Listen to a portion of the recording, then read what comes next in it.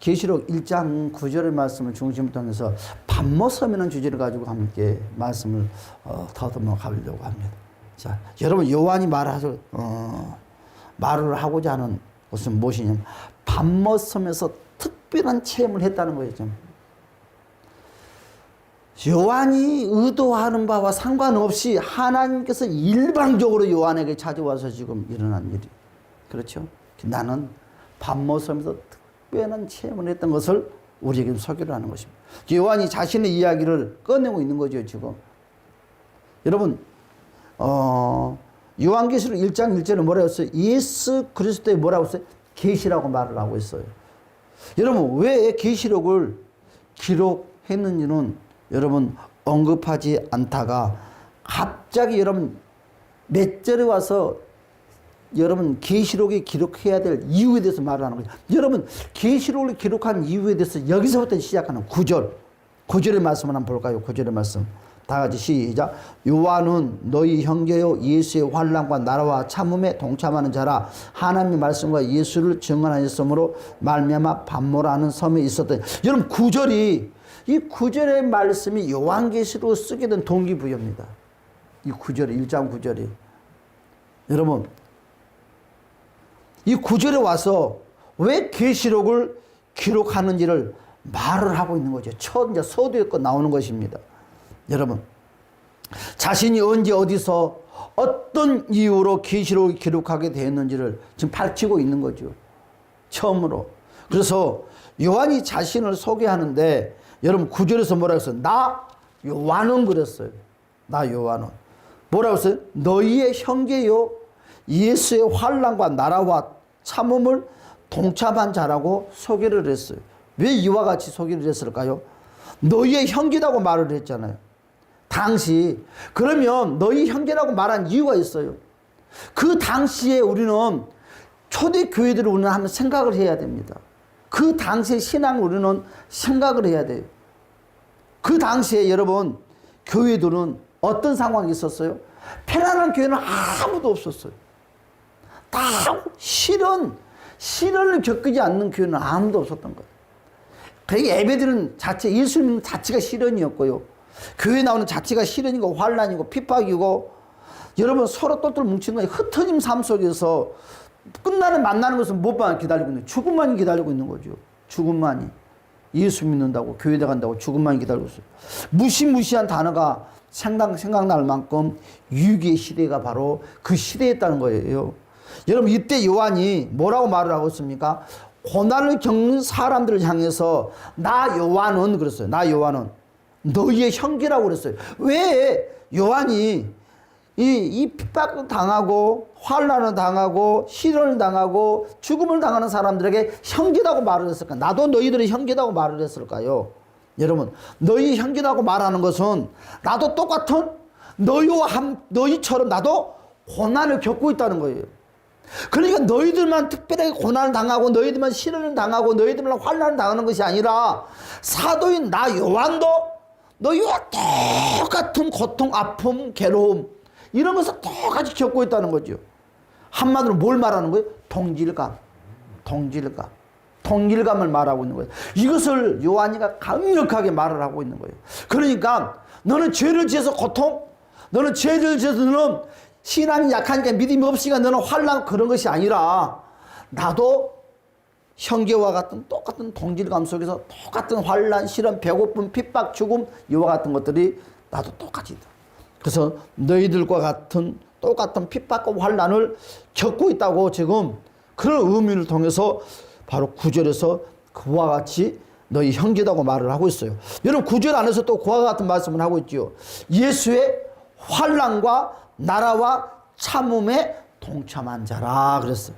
여러분 요한도 예수를 믿다가 무엇을 겪게 됐다는 거죠? 환난을 겪게 됐다는 거죠. 여러분 그러니까요 많은 사람들이 예수 믿으면 부자 돼 그 소리 하면 안 돼요. 여러분 부자 되는 사람도 있거든요. 부자 못 되는 사람도 있어요. 여러분 예수 믿는다고 해서 병이 다 치료받는 사람도 있거든요. 치료받지 못한 사람도 있다고요. 그러니까 여러분들 우리가 전도를 할 때 일방적으로 예수 믿으면 부자 돼, 예수 믿으면 병 다 치료받아 그렇게 말을 하면 예를 들어서 그와 같은 사람이 기대를 하고 왔는데 그와 같은 문제가 이루어지지 아니하면 100% 그런 사람들이 세상으로 튕겨 나가는 거죠. 여러분, 우리는 예수 믿는 것이 부자 되기 위한 목적을 가지고 예수 믿는 것이 아니에요. 여러분, 예수 믿는 목적이 내 병을 치료받으려고 믿는 것이 아니에요. 여러분, 예수 믿는 목적은 정확하게 내 영혼이 하늘나라 가는 목적이 있다는 거죠. 그렇지 않습니까? 여러분, 그래서 믿음이란 것은 물질하고 연관시키면 안 돼요. 가난해도 내 믿음은 변함이 없어야 돼요. 암이 왔어도 내 가정이 풍기박살 나도 주일날이면 당당히 교회 갈 수 있는 그런 믿음. 나는 그거 진짜인 거 아닌가. 그렇잖아요. 우리는, 저도 마찬가지도요. 무슨 문제가 있으면 교회 가기 싫어. 목사이면서도 이불 속에 그냥 있고 싶어. 여러분, 이게 사람 못 숨긴 것 같아. 그건 진짜 믿음이 아니다고 생각합니다. 진짜 믿음은 어떤 세상의 환경과 피바람이 몰려와도 꿋꿋하게 하나님 향해서 가야 될 도리 본분은 하는 것이 진짜 믿음이다.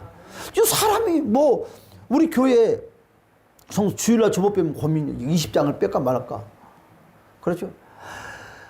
1년 전만 해도 30명 목표, 이제 몇 명, 한 서너 명만 30명 되겠다고 기대했는데 지금은 20명. 제가 이것을 그저께 놓았어요. 그저께. 부흥도 하나님이 해야 돼요. 그냥 아멘하고 가자. 이러다 내 머리 다 바뀌었다. 대머리 되겠다. 생각을 바꿨어요. 여러분, 뭐라고 했냐면 요한도 예수를 믿다 뭘 만났다? 환난을 겪게 되었다는 거죠.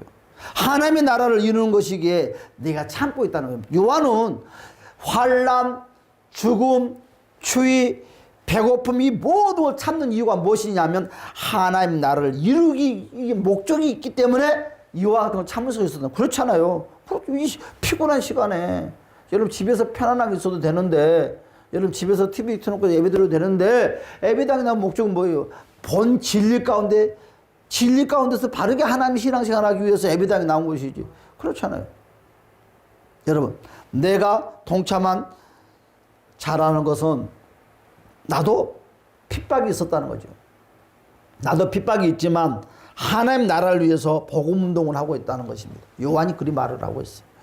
또 성도들만 고난받고, 여러분, 나는 뒤로 물러난 자가 아니다는 거죠. 그러니까 너희들만 그런 것이 아니라 나도 똑같이 형제들처럼 자매들처럼 아픔, 고난, 추위 다 겪고 있다는 거죠. 똑같은 신앙을 지금도 유지. 무엇 때문에? 생명을 걸고 있다고 지금 요한은 우리에게 지금 소개를 하고 있어요. 그래서 예수님의 힘입어서 그의 나라와 바로 참음의 일에 어떻게 됩니까? 동참하고 있다고 바로 요한은 우리에게 말을 하고 있어요. 나는 이런 신앙을 가지고 동질의 삶을 살고 있다. 그래서 나 요한은 밤모섬에 그래 있다. 밤모섬. 지금 요한이 밤모섬에 있는 거예요. 다시 밤모섬에, 자기는 밤모섬 뭐예요? 유배지잖아요. 유배지. 자유가 없는 유배지. 지수들이 머물던 버려진 섬입니다. 여러분, 밤모섬은 버려진 섬이거든요. 소망이 없는 섬입니다. 꿈이 없는 섬입니다. 배제되어서 죄인의 모습으로 편지를 쓰는 것입니다. 너희들과 똑같은 그러나 신앙을 가지고 있다는 것입니다. 왜 하필? 그렇잖아요. 우리가 기도하고 우리가 열심히 신앙생활하면 좋은 장소, 편한 장소에서 주님의 말씀을 얼마나 기록할 수 있으면 얼마나 좋겠어요. 어서 오세요. 그렇잖아요. 얼마나 좋겠어요. 그런데 우리는 그와 같은 생각을 하고 있어요. 내가 열심히 신앙생활을 하니까 좋은 환경이 항상 기다리고 있다고 생각하는데 반대인 것 같아. 예수를 더 잘 믿을수록, 더 열심히 할수록 반대의 현상이 일어나죠. 우리 경험 많이 하잖아. 그렇죠. 제가 이제 설교를 하나 준비를 하고 있는데, 아브라함이 괴로움이 하나 있었어요. 그 괴로움이 뭐였어요? 나의 집에서 일하는 사람들과 조카 롯의 집에서 일하는 사람들이 늘 싸우는 거예요. 그러니까 싸우면 몸이 다 깨지는 거예요. 얼마나 답답했을까요? 힘들었을까요? 나름대로 기도를 하는데, 여러분, 나는 이렇게 말을 하고 싶어요. 기도를 했으면 성령님께서 다 해결해 줘야 되잖아요. 싸우지 말아라 다 해줘야 되잖아요. 우리 이런 신앙생활을 하고 있어요. 그러니까 우리가 예를 들어서 또 미안한데, 내가 기도를 열심히 하니까 성비가 완전히 변화돼가지고 아버님 이렇게 우리는 하고 있다는 거죠. 그렇지 않아요. 기도를 하면 성빈이가 아버님 그것이 아니라 바로 싱글 집사님이 변화가 되어 있는 것을 하나님이 원하는 거죠. 이것이 믿음이고 이것이 기도의 정신입니다. 기도라는 것은 상대방을 변화시키는 것이 아니라 나를 변화시키는 거죠. 나를 사람 만들고요. 나를 믿음의 군사로 만드는 거죠. 그렇지 않습니까? 여러분, 아브라함이 얼마나 기도했겠습니까? 하나님, 돈만 뜨면 싸워. 양새끼 가지고. 그렇잖아요. 죽일 놈, 살릴 놈. 어떤 때는 쌍코피 터지고, 어떤 때는 허리 부러지고, 어떤 다리 부러지고. 그래서 하나님께 얼마나 기도했겠어요. 근데 답이 없어. 하나님이 사인이 안 오는 거야. 그런데요, 우리가 생각한 지혜도 하나님의 응답입니다. 할렐루야. 우리가 생각한 지혜도 하나님의 응답이에요. 그리고 아브라함이 기도는 그런 마음이 왔어요. 성령의 음성이. 아, 내가 가지고 있는 것을 놓아야 되겠다. 그러니까 무슨 말을 하고 싶냐면, 여러분들의 소중한 것을 이 세상에 여러분의 생각과 사상으로 붙잡고 그 소중한 것을 쥐고 있으면 절대로 하나님의 역사는 일어나지 않아요. 하나님 나에게 찾아오지 않아요. 나는, 여러분, 아브라함은 왜 조카 롯을 그리 데리고 다녔을까? 그렇죠? 조카가 자기 분신이거든. 아브라함은 조카를 의지할 수밖에 없어요. 왜? 자식이 없으니까. 말이 조카지 자기 자식과 같아요. 그 자식을 어떻게 버리냐고요. 그런데 그리 소중하고 그러다 보니까 지금 조카가 삐딱선 타는 거야. 말도 듣지 않고 꼬박꼬박 대들고. 싸움질하고 있으면 못하게 해야 되는데 더 두드러 패버리라고. 맞고 다니면 되냐고. 막 그러니까 안 되겠다. 그래서 아브라함이 살아남을 수 있는 길이 딱 하나 있어요. 나의 것을 놓았다는 거죠. 그래서 어떻게 됐어요? 아브라함 불렀어요. 롯을 불렀어. 롯아, 조카야, 네가 먼저 그러니까 나의 선택권을 놓았다는 거죠. 나의 기득권을 놓았다는 거죠. 이게 참 기득권 놓는다는 것이 참 어려워요. 장로님은 장로에 대한 기득권, 권사하면 권사에 대한 기득권, 그렇죠? 목회자는 목회자에 대한 기득권, 그렇죠? 왜, 무엇이 저와 여러분들 인생을 망치냐? 기득권이 망치는 거예요. 나는 이런 사람인데, 나는 목사인데, 왜 목사 대우를 안 해줘? 이 기득권. 그러니까 눈곱불이 탁 쳐져가지고, 기득권. 이걸 놓아요. 아브라함은 그걸 놓았어요. 그리고 선택권을 누구한테 줬어요? 조카에게 줬어요. 그러나 조카는 널름 받아먹는 거예요. 좋은 것은 다 차지. 다 주고 나니까 마음이 얼마나 쓰리고 아파요. 그렇잖아요. 얼마나 쓰리고 아프냐고. 우리한테 그러지 말걸. 실수했나 보다. 그런데요, 참 이상한 것이 있어요. 성경에 보았더니 내 기득권을 놓았는데 그때 하나님이 찾아왔다는 거죠. 여러분, 기득권을 놓지 않는 상태에서 기도했을 때는 하나님이 안 찾아와. 놓아야 될 것을 놓지 않는 상태에서는 하나님이 절대 안 찾아와. 문제를 알면서도 하나님이 안 찾아와. 그런데요, 기득권을 다 놔버리고 어찌해야 될 바를 모르는 거예요. 이제 의지할 수 있는 대상자가 없어졌어요. 자, 아브라함의 기득권, 아브라함의 의지 대상자는 바로 롯이었어요. 자식이었어요. 하나님 못지않게끔 아브라함은 다 롯을 의지했어요. 왜? 자식이라고 생각하니까. 그런데요, 그것을 놓아버리고 떠나보내버리니까 하나님이 바로 찾아왔어요. 1초 1분도 안 걸리고 찾아와서, 아브라함아, 그렇죠? 동서남북 사방을 다 보아라. 응답 들으세요. 다 행을 보아라. 다 이게 너 것이다, 너 것. 그런데요, 본래 희한한 것이 하나 있어요. 너 것이라고 했는데 거기가 푸른 초장이었어요. 소금탕이라 아무도 쓸모없는 곳이에요. 자, 보세요. 우리가 그래요. 야, 걱정하지 마라, 나 복 줄게, 쓸게, 사용할 건데 결과는 아무도 변화가 없어요. 그런데요, 하나님이 할게 하면 됩니다. 하나님이 할게 하면 기적이 일어나는 거예요. 그래서 우리는 하나님이 찾아올 수 있게끔 어떻게 하지? 아브라함처럼 나의 기득권들, 나의 존재감을 십자가 앞에 다 내려놓은 저와 여러분이 되시를 주님의 이름으로 축복합니다. 아멘. 그래서 요한계시록 1장 9절에서 11절의 말씀입니다. 내가 장로님이자 찾으라고 성경. 자, 그렇죠. 다 죄인들이 머물던 바로 버려진 섬이었어요. 유배가 돼서 죄인들의 모습으로 편지를 쓰는 거죠. 왜 하필 좋은 장소, 편한 장소에서 주님의 말씀을 기록을 했어야 되는데 핍박 가운데 반모섬이라는 유배지에서 계시록을 기록했는지 그렇잖아요. 우리 이해가 안 가잖아요. 그래서 요한이 지금 계시록을 기록하게 된 상황을 지금 말을 하고 있는 거죠. 그런데 내가 좋은 환경에서 기록을 하고 있는 것이 아니라 나도 당신들과 똑같은 환경에서 기록을 하고 있다는 거죠. 기록을 하고 있다는 거죠. 지금 나도 너희들과 똑같은 입장이라는 거예요. 응? 반모섬에 끌려와서 이 글을 내가 쓰고 있다는 거죠.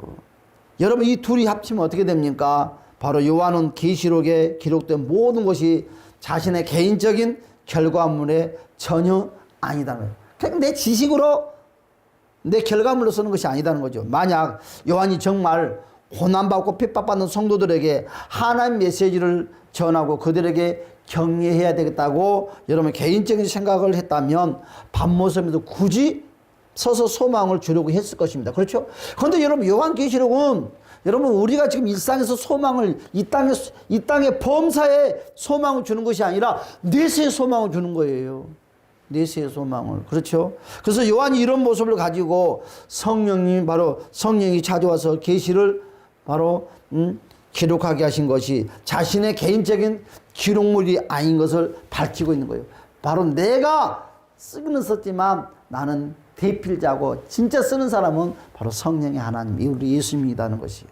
여러분, 그러면 이 계시는 언제 썼을까? 그렇죠? 언제 기록을 했을까? 그렇죠? 여러분, 우리 주님은 아무 날짜나 하지 않아요. 꼭 하나님이 원하는 날에 하는 거죠. 대부분 다 하나님은 안식 후 첫날에 다 이루어졌어요.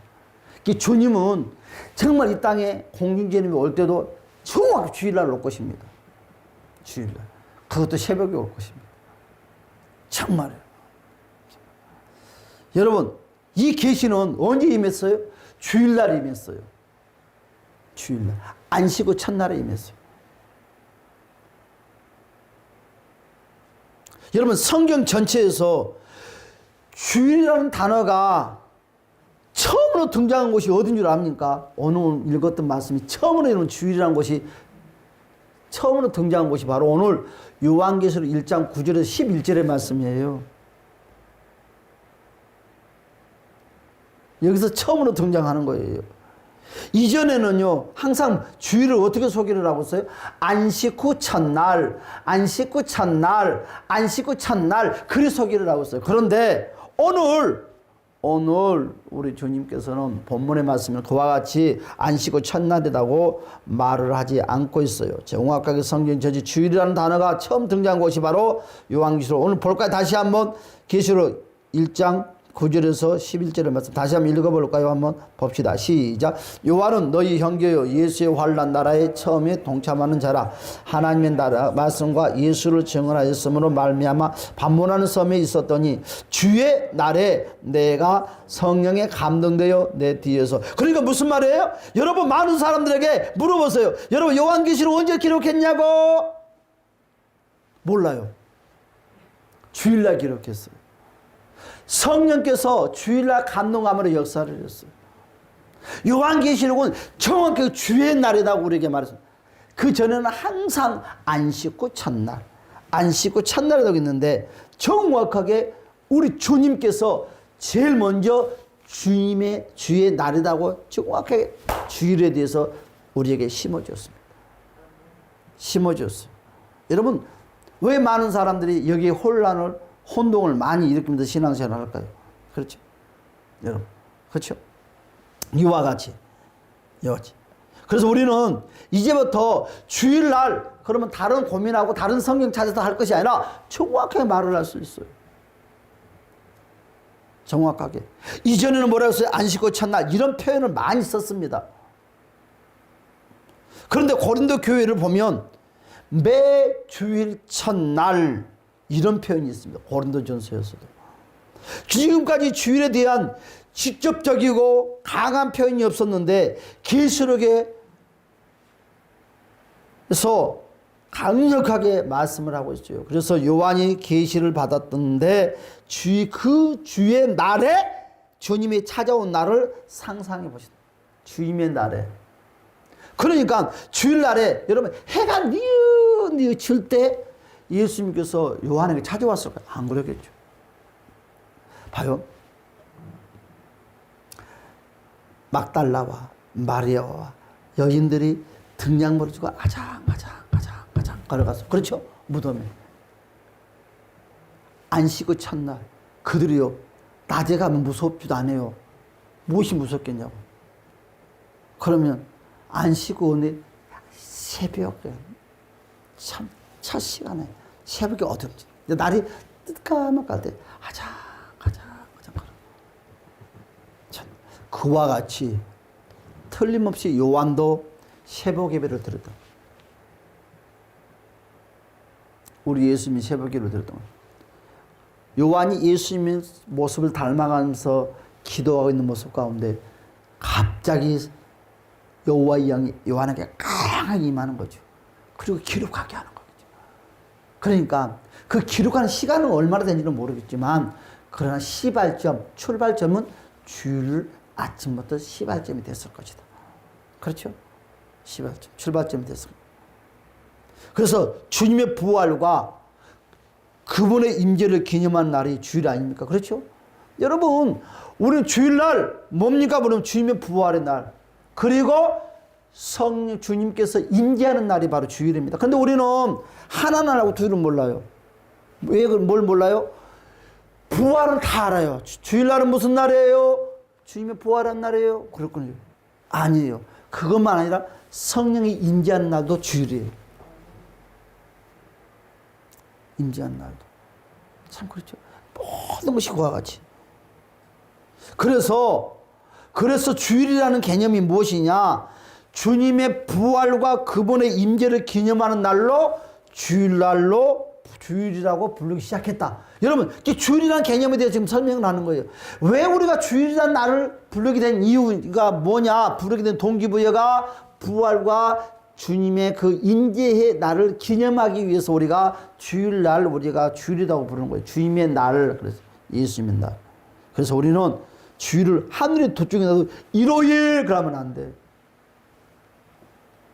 그런데 목사님들이 그걸 훈련을 안 시키니까 성도들이 일요일 그래요.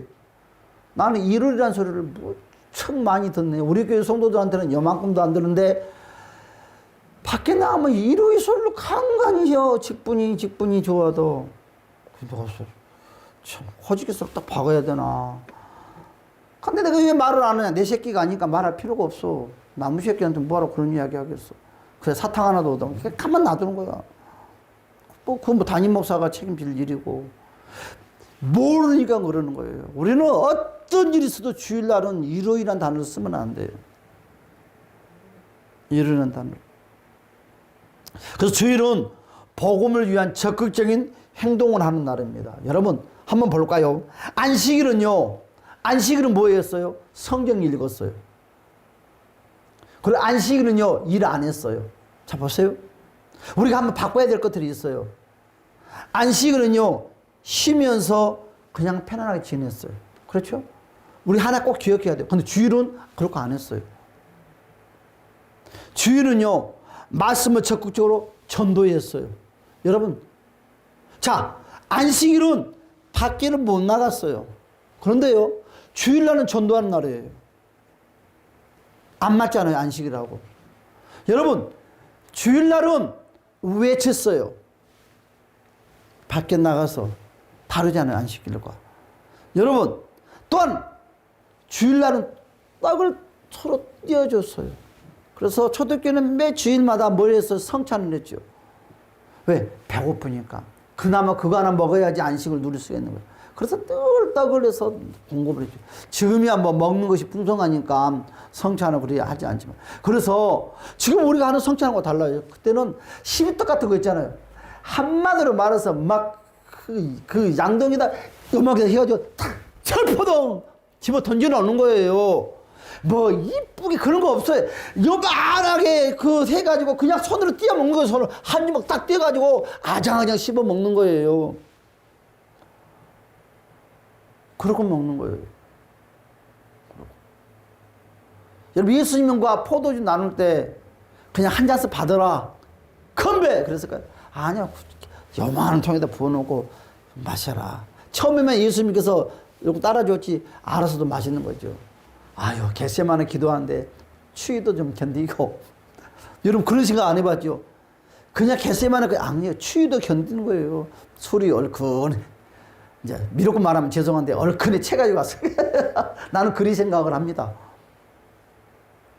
왜냐하면 우리도 신학자한테 그걸 해봤거든요. 성찬 채더라고요. 그런데요 나는 그 하다가 포기를 했어요. 왜냐하면 술 배우겠더라고. 술 배우. 그래서 우리는 기념하는 것이지 그대로는 재현한 것은 아니에요. 그렇죠? 우리는 기념입니다. 기념. 우리는 그래서 예수님이 이와 같은 일을 했으니까 그대로 하자. 그렇죠. 여러분 이것도 있어요. 이렇게 말을 하면 이제 다른 교단에서 욕을 하지만 촛불 같은 거 요만한 거 딱 여기 꽂잖아요. 그렇죠? 교회들 그런 거 봤죠. 오늘 교회 가면 초 딱 꽂잖아요. 요만한 거. 나는 꼭 절관에 가는 기분이요. 그렇잖아요. 7초 때 상징 같은 거서 요만한 초 딱 꽂으면 불이 2개서 달라. 뭐 생각하기 나름이죠. 나는 꼭 교회가 아니라 꼭 절관 가는 기분이더라고. 나는 느낌으로. 기념이지 그런 거 하라는 것이 아니다는 거예요. 우리가 인식을 해야 될 것이 있습니다. 기념이라는 거죠. 그럼 초대교회 그러면 날마다 촉구자 놓고 그냥 안 그렇다는 거죠. 자, 우리 주일날 가운 안 입었어요. 그럼 초대교회 가운 입을 시간이 어디가 있어? 입을 시간 없어요. 자유롭게 복음을 전했다는 거죠. 청바지 입고 올라가면 뭐 죄 아니에요. 자유롭게 전했어요. 우리 이거 인식을 알아야 돼요. 2단, 3단, 8단 그런 데서는 절대 2단, 8단, 3단 안 나옵니다. 2단, 3단, 8단은 나처럼 멋진 양복 입고 머리끼는 바르고 그런데 2단, 3단, 8단이 나오지 청바지 입고 올라서 복음 전하는 사람들은 2단, 3단, 8단 안 나와요. 진짜 안 나옵니다. 진짜로. 그렇잖아요. 항상 가짜들은 위에 쪽으로 멋지게 해. 그렇죠? 나같이 공부 못하는 사람들이 아는 척척척척 해. 공부 잘하는 사람 입 딱 막고 이러고 있어. 장모님처럼. 진짜 그렇다니까. 난 나를 보면 답이 다 보인 것 같아. 진짜 그래요. 여러분 기억해야 돼. 주일날은 말씀을 전했어요. 밖에 가서 전도를 했어요. 예수 증거했어요. 여러분 주일날은 떡을 나눠줬어요. 그리고 주일날은 성령 경험했어요. 기도했어요. 큰 소리를 외쳤어요. 여러분 다시 나가서 전했습니다. 그렇죠? 말씀과 성령 충만했어요. 주일날이면. 안식일과는 전혀 다릅니다. 여러분 그런데 어때요? 많은 사람들은 어떤 사람들은 안식일을 지켜야 한다 그래요. 주일이 안식이다. 여러분 아닙니다. 절대로 주일을 보고 안식이라는 단어를 꺼내지 마세요. 안식일과 주일은 180도가 다르고 생각 사상이 다릅니다. 미안하지만 주일이 안식일이 아닙니다. 주일은 정확하게 주님의 날입니다. 여러분 왜 그렇습니까? 여러분 우리 예수님께서 주님이 안식일을 지켰으니까 뭐라고 말해요? 바로 주일에 대한 근거가 성경에 없다고도 많이 주장을 해요. 그렇죠? 주일이 어디 있냐고 그래요. 아니에요. 성경 있잖아요. 오늘 본문에. 여러분 주님이 안 지킨 주일을 왜 지키냐고 사람들이 주장을 해요. 여러분 그런데요. 우리가 하나 알아야 될 것이 있어요. 제자들, 초대교회들, 성령 역사, 복음 전파 이런 것들은요. 안식일을 기념하는 바로 기념적으로 어떻게 됐습니까? 개념적으로 적극적인 하나님 나라 확장에 제한이 있었다는 거죠. 그러니까 어떻게 안식일을 하다 보니까 복음도 모자라 막히는 거죠. 그런데 복음으로 전환되면 어떻게 됐어요? 자유분방의 복음으로 이치게 됐다는 거죠. 달라졌다는 거죠. 그래서 주일을 지키는 적극적인 성령 구절이 있어요. 한번 볼까요? 여러분 하나님이 역사하시는 바로 명백한 증거가 주일이 있습니다. 한번 봅시다. 고린도전서 6장 1절에서 2절의 말씀 한번 찾아봅시다. 또 오늘 장로님 오니까 내 눈이 딱 살아나오네. 자, 고린도전서 6장 1절에서 2절 한번 다 같이 한번 읽어볼까요? 시작. 너희 중에 누가 다른 이와 더불어 다툼이 있는데 구태여 불의한 자들 앞에서 고발하고 성도 앞에서 하지 아니하느냐? 성도가 세상을 판단할 것을 너희가 알지 못하느냐? 세상도 너희에게 판단을 받겠거든 지극히 작은 일에 판단하기를 감당하지 못하겠느냐? 그랬어요. 그렇지? 너희 중에 누가 다른 이와 더불어 다툼이 있는데 구태여 불의한 자들도 앞에서 고발하고 어떻게 돼요? 성도 앞에서 어떻게, 그렇죠? 성도 앞에서 한번 더 봅시다. 이제 좀. 자, 사도행전 20장 제가 고린도전서는 자기가 잘못 기록한 것 같아요. 근데 살짝 넘어가는 거예요. 사도행전 20장 7절에서 11절의 말씀 볼까요? 주일날 어떻게 일을 했는가 봅시다. 자, 사도행전 20장 7절에서 11절의 말씀 봅시다. 시작. 그 주간에 첫날에 우리가 떡을 떼려 하여 모였더니 바울이 이튿날 떠나고자 하여 그들에게 강론할세 말을 밤중까지 계속하며 우리가 모인 윗다락에 등불을 많이 켰는데 유두고라 하는 청년이 창에 겉에 앉아 있다가 깊이 졸더니 바울이 강론하기를 더 오래 하며 졸음이 이기지 못하고 3층에서 떨어지고는 일으켜 보니 죽었는지라. 바울이 내려가서 그 위에 엎드려 그 몸을 안고 말하되 떠들지 말라 생명이 그에게 있다 하고 올라가 떡을 떼고 먹고 오랫동안 곧 날이 새기까지 이야기하고 떠나. 뭐라고 그랬어요? 중요한 그 주간의 첫날 그랬어요. 안식이 첫날. 그렇죠? 그 주간의 첫날. 자, 우리 다시 본문 봅시다. 요한계시록 1장 10절.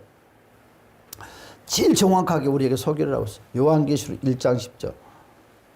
다 같이 봅시다. 시작. 주의 날에 내가 성령에 감동되어 그 뒤에서 나를 나팔 소리 같은 큰 음성. 주의 날에. 그렇죠. 주님의 날에. 만일 주일이 하나님이 허락하지 않는 날이라면 어떻게 됐을까요? 안식일 운동을 했겠죠. 그렇죠. 안식일, 다시 안식일을 복원시키자고 말했겠죠. 그런데 그렇지 않았어요. 주님이 십자가에 죽으시고 부활한 날 이후에 안식일을 다시 보관하고 안식일을 다 회복시키다면 0.1%도 없어요.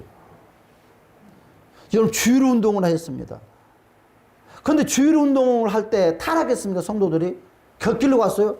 더 신앙생활 잘했어요. 그런데 안식일 신앙생활 했으면 어떻게 됐을까요? 그때 다 어그러졌겠죠. 이렇게 많은 바로 하나님의 역사가 일어나도록 그냥 두고 놔두지 않았겠죠. 그렇죠? 여러분 잘못된 주의를 지키는데 교회를 왕성하게 성령하게 놔두겠냐고요. 그래서 안식일 교 한번 보십시오. 복음 운동합니까? 안 해요.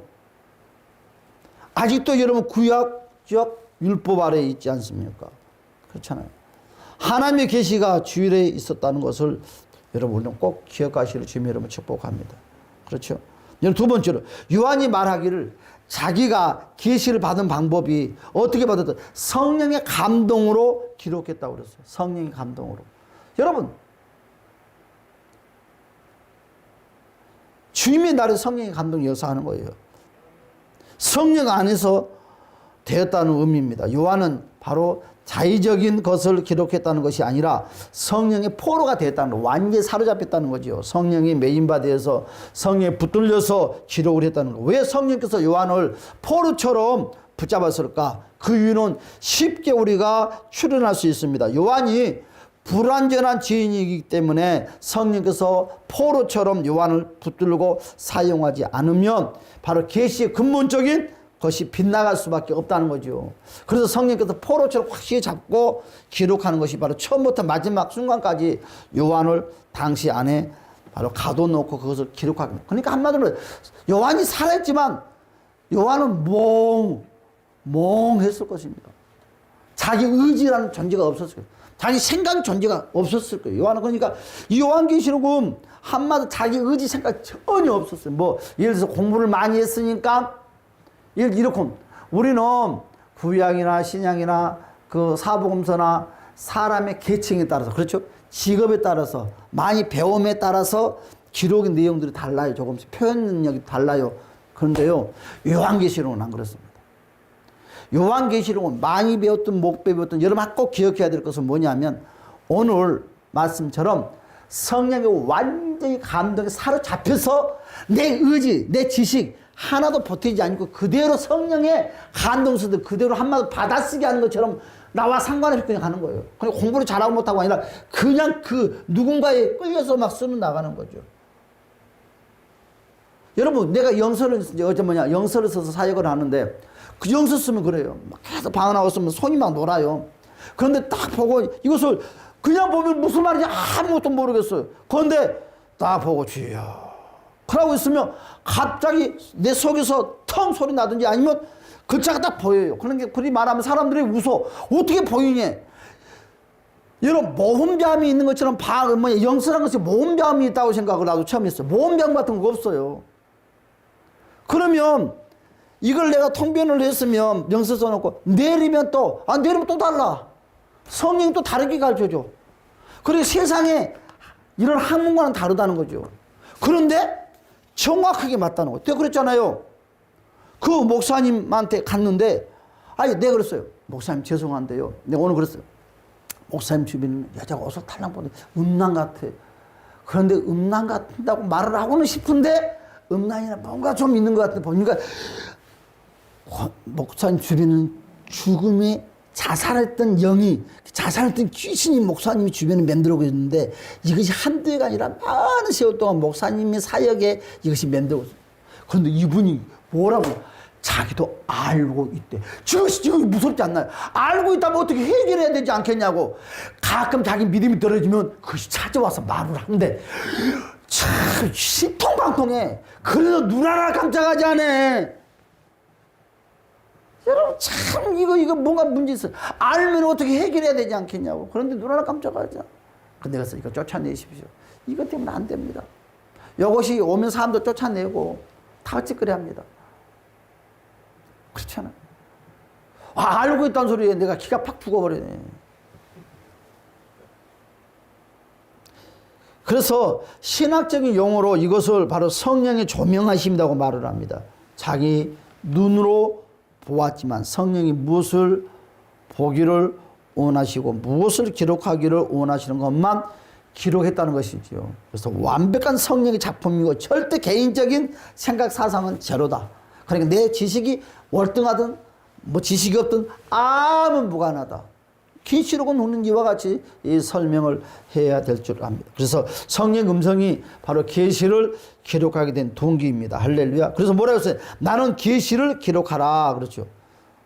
바로 지시를 위해서 기록한 바로 자신의 의도가 아님을 우리는 꼭 기억해야 될 줄 압니다. 그래서 본 것을 기록해서 누구에게 보내라고 그랬어요?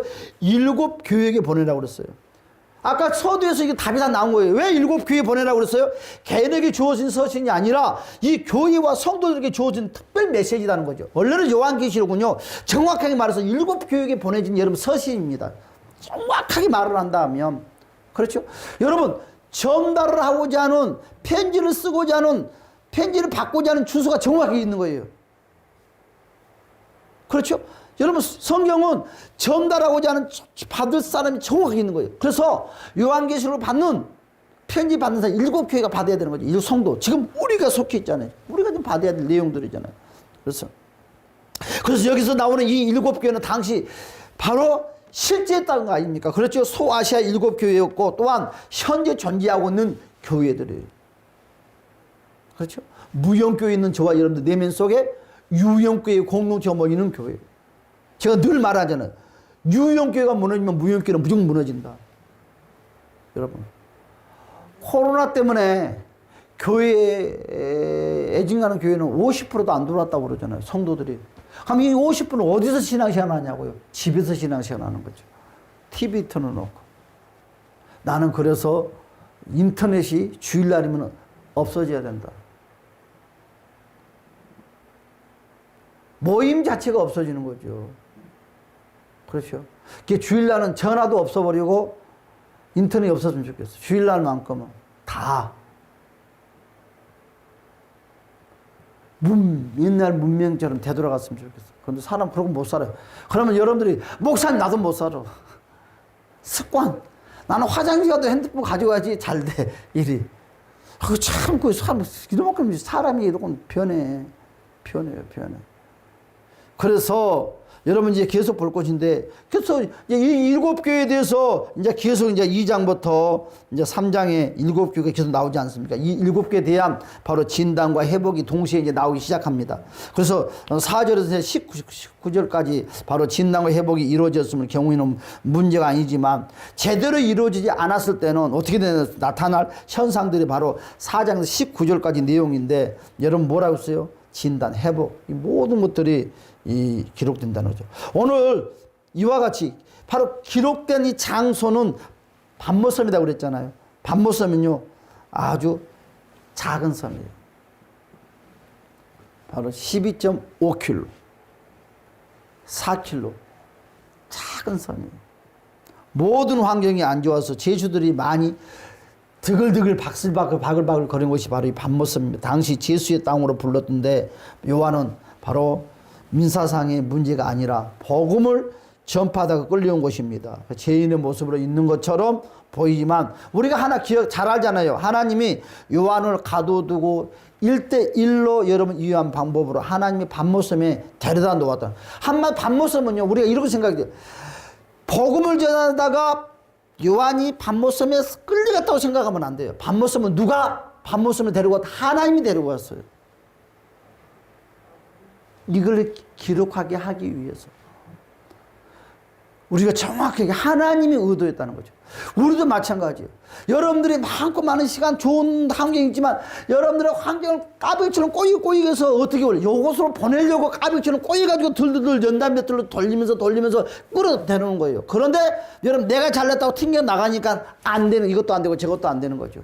하나님은 여러분들이 성장했습니까? 큰 교회에서 양육을 잘 받았습니까? 너희들이 그곳에서 늘 편하게 노니까 내 일 좀 했으면 좋겠다 그러면서 까베기처럼 꼬여서, 그냥 자기 가서 일 좀 하라면 안 가니까 까베기처럼 꼬여가지고 연단못에다 드르르 가는 거예요. 갈아놓고 여기까지 보내는 거예요. 그러니까 장로님들 여기까지, 여러분, 마사를 살려면 여기까지 오겠냐고. 보낸 이유가 뭐냐? 주 얘기를 보내려고. 징그럽게 말 안 들으면 여기까지 와가지고 가는 거예요. 제가 아까 그랬잖아요. 아브라함이 의지할 수밖에 없는 사랑하는 조카를 놓아버리니까 하나님의 음성이 들리고 하나님 찾아온 것처럼, 마누라가 제일 무서워. 나는 안 봐도 비두예요. 이제 놓아버리는 거예요. 마누라가 바가지를 긁든지 칼키든지 오직 복음을 살겠다고 놓아버리니까 이제 하나님이 함께하기 시작한. 우리도 마찬가지예요. 우리도 마찬가지. 그러니까 사람들은 그래요. 어느 곳에 가면, 야, 예를 들어서 성도 우리 교회가 함께 했으면 좋겠어. 그러면 사람들이 픽 웃어. 그럼 그대가 다니고 있는 교회에서 열심히 헌신하고 봉사하고 뭔가 맡은 사역을 열심히 한다고 모르지만 아무것도 안 하고 놀고 있어. 그런데 그 재능, 그 달란트, 그 세상 말로 그 기술을 우리가 좀 필요 좀 쓰자고 그러면 콧방귀도 안 껴. 그리고 무시해. 여러분, 그냥 인사치러 오고 갔을 때는 무시 못해. 그런데요, 사정 좀 하면 그때부터 얻기 힘들어. 자기가 문화된 것처럼. 나도 별 보기 어렵다 이거요. 여러분, 착각 속에 살면 절대 안 돼요. 저도 마찬가지예요. 나 주 얘기를 안 갈랍니다 이제. 그러면, 야, 니만 목사냐 새끼야. 하나님이 그래. 하나님은 여러분, 나 안 가고 그러면 콧구멍 안 될 거야. 그게 바로 뻥 차버리고 더 좋은, 더 순종 잘하는 사람 딱 만들어서 쓰는 거예요. 여러분, 이것이 있어요. 기회가 왔을 때 순종해야지. 끝까지 고집 부리면 결과는 내 신세만 쪽박 깨지는 신세가 되고 만다는 것을 우리는 기억합시다. 할렐루야. 그래서 하나님 박수 한번 칩시다. 할렐루야. 그래서 우리 정의나 우리 성비 둘 중에 하나는 꼭 가야 돼. 장모님도 가는데 정의하고 성비가 안 가. 이야기면 좋은 학교. 그렇잖아요. 좋은 학교. 나는 그래. 난 좋은 신학교. 난 하늘에 누가 안 bes으면 난 좋은 신학교 갔으면 좋겠다. 왜? 내가 서름을 많이 당했으니까. 나는요, 여러분들 머리 돈이만 됐다 한다면 나는 CT에서 난 장악할 수 있어요. 나는 진짜로. 나는 다른 것은 다 나는 자신 있는데 이런 머리통이 못 따라. 나는 그래요. 머리통은 좋게 만들어놓고 다른 걸 좀 뭐 예를 들어서 팔다리 하나 부러놓고 잘라버렸단다. 난 더 좋았을 걸. 진짜 필요한 것은 다 안 해놨어. 참 하나님이 신기하죠. 가라 꽂고 다녀. 근데 나는요, 언제 하나님께 완전히 내가 내 사명을 알았냐면, 나는 며칠 전에 알았어. 나는 부흥강사다. 나는 하늘의 두 쪽에 나는 부흥을 다녀야 돼. 성도가 남들이 성도가 없으니 교회 나는 성도가 아무도 없으면 나는 부흥회를 붙들고 다녀. 왜? 나는 부흥회 가면 사람 살리거든요. 소망 주거든. 그럼 내 일이에요. 그것은. 내 일이에요. 그런데 없으니까 안 가려고 삐그적. 오늘도 한 사람 살려놓고 왔잖아요. 68명은 할망구 목사 살려놓고 왔잖아요. 그런데 집회를 해달라는 답은 안 주고 왔어요. 아, 그것은 대답 안 해주고 싶더라고. 근데 나도 좀 그런 거에 깨가 좀 들었어요. 근데 보여. 우리는 꼭 기억해야 됩니다. 자, 하나님이 요한을 특별히 사용하고 있구나 알 수 있습니다. 나이도 많고 하나님의 특별한 경험, 은혜. 참 그러니까 고난이라는 것은 정말 본문이에요. 많은 고난을 환난을 겪기 때문에 성경이 보여요. 엄마가 아이를 낳아봤기 때문에 다른 사람들은 엄마의 마음을 이해를 해요. 60, 80 먹어도 처녀는 절대로 엄마의 마음을 이해 못해요. 그렇죠? 절대 이해 못해요. 그래서 눈물의 빵을 먹어본 사람들이 알아요. 여러분, 하나님이 사용하시는 사람이 있습니다. 할렐루야. 우리도 하나님께서 쓰임받는 저와 여러분이 되시기를 주님의 이름으로 축복합니다. 하나님은 아무나 사용하지 않는다는 거. 아무나 사용하지 않아요. 그런데 우리는 가끔 이런 생각을 합니다. 하나님은 왜 나를 사용하지 않냐고. 나도 많이 그래요. 왜 하나님 나는 목사로 불러놓고 성도 20명도 안 난 교회 목사를 하려고 내 청춘 다 뺏어갔냐고. 그럴 것 같으면 목사로 부르지나 말지. 이게 뭐야 이거. 기본 1000명은 준다고 약속했는데 언제 주냐고 내가. 20명도 못 내고 턱걸이하고 있는 내 인생이 이러냐고 내가 가끔 그랬어. 그런데 나는 부흥강사가 사명입니까? 목회 사역이 사명. 나는 28년 동안 그러고 나는 기도했다. 참 사람들이 하나님이 얼마나 한심하다고. 부흥회를 다니면서도 그랬어. 나는 부흥강사만 장로님하고 똑같아요. 장로님도 그래. 앞으로 장로님 봐요. 주일을 가면서도 나 주일 좀 맞습니까? 몇천 번을 물어볼 거예요. 이제 여기 지금은 안 물어본다고 그러거든. 신고사님만 만날 때마다 물어볼 거예요. 이러려고 내 나이 다 늙어서 불렀냐고. 내가 그랬어요. 그런데요. 이번 주일날 부흥회 가서 내가 나서 사람들이 살아나더라니까요. 뭐 말도 뭐 난 말 진짜 못하잖아요. 내가 말이 너무 과격하대요. 말이 직선적이 돼요. 누가 그러냐면 그 집사님 딸내미들 근재생은 그래도 우리 또 마누라 대신 부목사도 그렇고 말을 하더라고요. 그러니까 여러분들 그 격에는 다 동의한 것 같아요. 그냥 직선적이에요. 직선적으로 해요. 말을 좀 생각도 안 되면 그냥 전라도 말을 톡톡 튀어나와요. 왔다 참말로 나오거든요. 그럼 뭐 될까 그러는데 살아나더라고요. 나는 부흥강사입니다. 그래서 여러분들 나한테 절대 부흥회 가지 말라는 소리 하지 마시기 바랍니다. 부흥회 가려면 빨리 여러분들 봇따라 사가지고 다른 옆에 교회로 가면 돼요. 뭐하러 하나님이라는 사람 콧구멍 뚫어가지고 말뚝에다 미어놓냐고. 그러면 몇 마죠. 제가 이번에 느꼈어요. 사람들이 살아나는 거예요. 여러분 그 긴 시간 동안은 나같이 무식한 사람 한국도 떠벅떠벅하게 있지 않았나 지금도. 그래도 사람들이 애원 받겠다고 용서 받겠다고 와. 그래서 내가 속으로 참 당신들이 나를 알면 왔다 갔다 할 것이다. 그렇잖아요. 근데 하나님은 무식하든 잘나든 쓴다는 거예요. 그래서 우리는 안 돼요 못해요가 아니라 무조건 아멘 하면 하나님은 어떤 모양으로 쓴다. 그렇죠? 어떤 모양으로도. 장로님이 이제 일본으로 이제 주얘기를 갔는데, 이번으로 이제 심사 가야 될지 몰라, 이제. 이상하게 목회를 하면 사명자만 살랑살랑 붙으네. 나는 성도만 붙어달라고 그러는데 참말로. 그래요. 왜 하나님이 나를 사용하지 않냐고 그리 말을 합니다. 왜 하나님이 나만 사용하지 않냐고.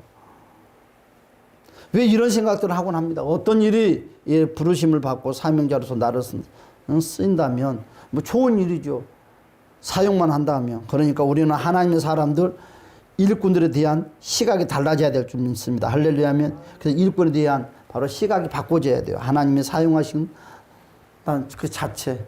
꼭 돈만 세상의 지식만 가지고 우리는 논평하는 것이 아니라 없어도 환경이 어려워도 쓰고자 하면 아멘 하면 하나님은 어떤 모양이라도 써준다는 것을 주님의 이름으로 축복합니다. 여러분 하나님은 복음 바로 예수와 함께 고난도 동참한 자를 존귀하게 여겨요. 고난 당하되 예수가 없는 고난은 세상에 제일 불쌍한 사람이에요. 그렇죠? 예수와 함께. 할렐루야. 그래서 따라서 합시다. 예수와 함께 고난을 당하면 하나님은 나를 존귀하게 여긴다. 나를 존귀하게 하나님 나를 그때부터 사용하는 거죠. 모든 걸 책임져 준다는 것입니다. 그래서 여러분 목적대로 헌신합시다. 할렐루야. 하나님이 나에게 쓰실 만한 이유와 목적을 가지고 나를 부르신다. 그냥 안 불러요. 그래 장로님 나보다 한 살 더 먹었거든요. 아 진작 부르면 얼마 좋아. 근데 지금 불러야지 일할 것이 있어. 그래서 부르는 거예요. 앞에 캄캄해. 어떻게 다닐란지. 어떻게 마누라 얼굴 볼란지 캄캄해요. 그런데 그건 내가 지어야 될 십자가요. 내가 지어야 될 십자가. 그렇죠? 나는 신학교 가는 날까지 나는 기도했어. 하나님 내가 진짜 지금 목사님 많습니까?